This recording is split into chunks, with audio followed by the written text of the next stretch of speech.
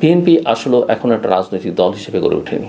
এটা এখন একটা platform, it's like a club, anti Awami League forces are there. এখন বিএনপি নেতারা, আমি নানান জায়গায় শুনি, তাদের আর আমার কথাবার্তা ভালো লাগছে না। ভালো না লাগাটা আমার জন্য ভালো, কারণ তারা যখন আমার কথা তাদের ভালো লাগে না, তাহলে বুঝতে হবে, আমি যেমন প্রায়শই বলি, বিভিন্ন অনুষ্ঠানে বলি, সরকার যখন আমার উপরে বিরক্ত, সরকার যখন আমাকে পছন্দ করে না, তখন বুঝতে হবে যে আমি রাইট ট্র্যাকে আছি। বিএনপি যখন সব কিছু মেস আপ করছে এবং তাদের যখন আমার কথা ভাল লাগে না, তাহলে বুঝতে হবে। আর অ্যাঙ্গারটা কখন হয়, মানুষের রাগ কখন হয় জানেন? যখন তার মধ্যে দুর্বলতা বেশি থাকে।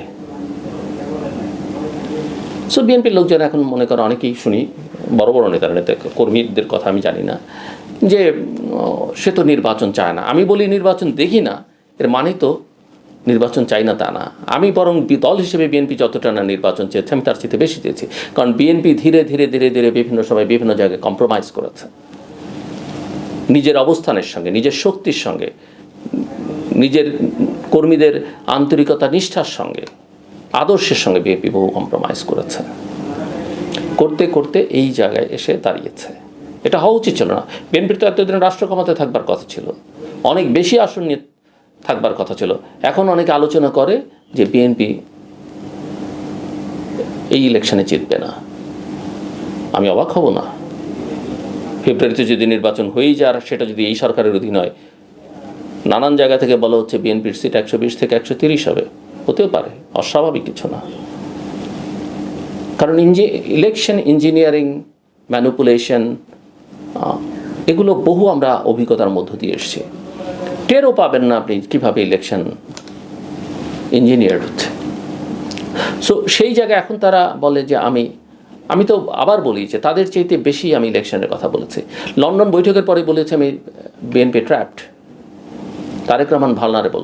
আমি খুব আন্তরিকতা নিয়ে তাদের জন্য বলছিলাম, তাদের জন্য মানে দেশের স্বার্থে তারাই একটা সম্ভাবনা।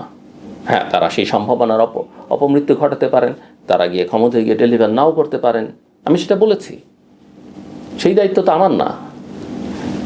হ্যাঁ, আমি বহুবার বলেছি জামাত একটা ডিসিপ্লিন দল, ক্যাডার বেস দল, তার নেতাকর্মীরা সংগঠিত, সে যা বলে সেটা করে, কিন্তু তার যেটা দুর্বলতা আছে সেটাও তো আমাকে বলতে হবে।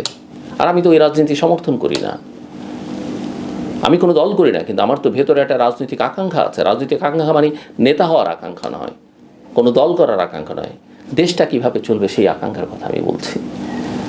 সো বিএনপি নেতারা এখন দেখে আমার ইন্ডিপেন্ডেন্ট থিঙ্কিং নেই। আমার বন্ধুবান্ধবরা বলেন, তার মধ্যে বুদ্ধিজীবীও আছেন, রাজনীতিবিদও আছেন, আমি নাকি অন্যের কথা বলি, অন্যদের কথা বলি। হ্যাঁ, আমার অনেক রকমের কাজকর্ম, বিশেষ করে যদি আমাকে কেউ কেউ বলেন আমি রয়ের টাকা পাই, কোনো রোজির কোনো কিছু নেই, ইন্ডিয়ার সঙ্গে আমার কোনো কাজও নেই।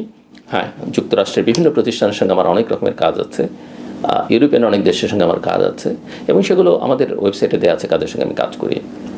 কিন্তু তাদের কথা আমি বলি এ কথা না। যেমন উদাহরণ দিই, আপনি যদি বলেন আমি তো ভারতের অনেক সমালোচনা করে অনেক লেখা লিখেছি, অনেক ব্লগ করেছি, একটু রেকর্ড বুক ঘাটটি দেখবেন।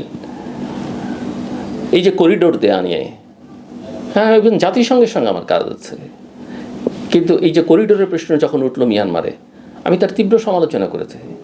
আমি বলেছি এটা নির্বাচিত সরকার ছাড়া কারো করবার অধিকার নেই, এবং সে আমাদের সশস্ত্র বাহিনীকে যুক্ত না করে এই সিদ্ধান্ত নেওয়া যায় না। তো এটা তো আমাদের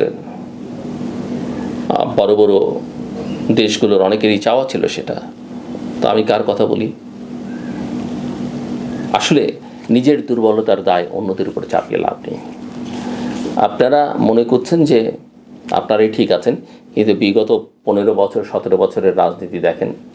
শেখ হাসিনার অনেক আগের বিদায় হওয়া উচিত ছিল। বিএনপির যে শক্তি, সামর্থ্য, কর্মী সমর্থক আছে এবং তার যে মিত্র গোষ্ঠী আছে, পারেনি কেন?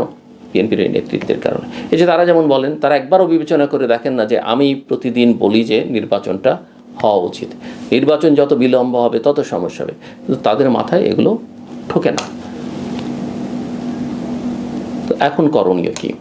এখনও আমি মনে করি যে বাস্তবতা, এবং শেখ হাসিনা ইতিমধ্যেই সাক্ষাৎকার দিয়ে যেহেতু অ্যাটলিস্ট এটা বলেননি বাংলাদেশের জনগণ তাকে এখনও চায়, তিনি এত উন্নয়ন করেছেন, তাকেই ক্ষমতায় আনতে হবে, তার দলই দেশের সবচেয়ে জনপ্রিয়। আমি এই জন্য তাকে একটু তার এইটুকু বোধোদয়ের জন্যে আমি মনে করি যে ঠিক আছে, আপনি তাকে ধন্যবাদও জানাতে পারেন। আর ওই যে ক্ষমা চাননি, এত ব্রুটালিটি যে করে, সে আসলে ক্ষমা চাইবার মতো মানুষ নন। কিন্তু যাই হোক, উনি এটা বলেছেন। তাহলে থাকে কে? এনসিপি। আমি মনে করি না এনসিপিকে লস্ট কেস এনসিপির মিত্ররা করে দিয়েছে, তাদের অপার সম্ভাবনা ছিল। এনসিপির কয়েকজন নেতা আমার সঙ্গে দেখা করতে এসেছিলেন অভ্যুত্থানের পর, আমি তাদের যে পরামর্শ দিয়েছিলাম, আমি মদিনও তাদেরকে বলেছি যে আপনারা তো আমার পরামর্শ শোনেননি, করলে তাদের আজকের এই পরিণত হতো না, তারা হিরো হিসেবেই থাকতে পারতেন, কিন্তু তারা এখন চিরতে পরিণত হয়েছেন। জামাত বারবার বলতে চাই না, আমি বলেছি। সো বিএনপির এই সম্ভাবনাটা, কিন্তু বিএনপির সমস্যা কি? বিএনপির একটা বড় সমস্যা হচ্ছে বিএনপিতে রাজনীতিটা ঠিক করতে পারে না। বিএনপির বড় সমস্যা হচ্ছে সে কনসিস্টেন্সিটা ধরে রাখতে পারে না। বিএনপির বড় সমস্যা হচ্ছে তার নেতৃত্ব অত্যন্ত দুর্বল। দেশে যারা নেতা আছেন তারা ব্যবসা বাণিজ্য, নিজের স্বার্থর বাইরে দল নিয়ে কে কতখানি চিন্তা করেন আমি জানি না। তবে একটা কথা আমি আবার একটু বলে রাখি, আমার উপরে তিনি অসন্তুষ্ট, কারণ আমি তার ভীষণ রকমের সমালোচনা করেছি। আমি সেই সমালোচনা থেকে নিজেকে সরিয়েও নিচ্ছি না। সালাউদ্দিন আহমেদের স্থায়ী কমিটির সদস্য যেদিন লন্ডন বৈঠকে ফেব্রুয়ারি মাসে যাওয়ার সিদ্ধান্ত নেয়, সম্ভবত আমি যেটুকু শুনেছিলাম যে তিনি ওই সিদ্ধান্তের পক্ষে ছিলেন, আমি তাকে ধন্যবাদ জানিয়েছিলাম। ওভারঅল পারফরমেন্স মন্দের ভালো হিসেবে তার একটা কনসিস্টেন্সি আছে। আমি লক্ষ্য করছি পরিশ্রম করছেন, দেখতে শুনতে ভালো, লেখাপড়াটা কিছু জানেন, করেন। অ্যারোগেন্সি আছে যেটা একদমই অ্যাকসেপ্টেবল নয়, বাংলাদেশের পলিটিক্যাল কালচারে তো নয়, অন্য কোনো কালচারে নয়। হ্যাঁ, তার সঙ্গে কোনো বড় ব্যবসায়ী প্রতিষ্ঠানের সম্পর্ক, কোনো দেশের সম্পর্ক নিয়ে আলোচনা আছে। সম্প্রতি দেখলাম নানা জায়গায় বিএনপি মহলে ভাইরাল হচ্ছে, তার ছেলে প্রধান উপদেষ্টার সঙ্গে সাক্ষাৎ করেছেন।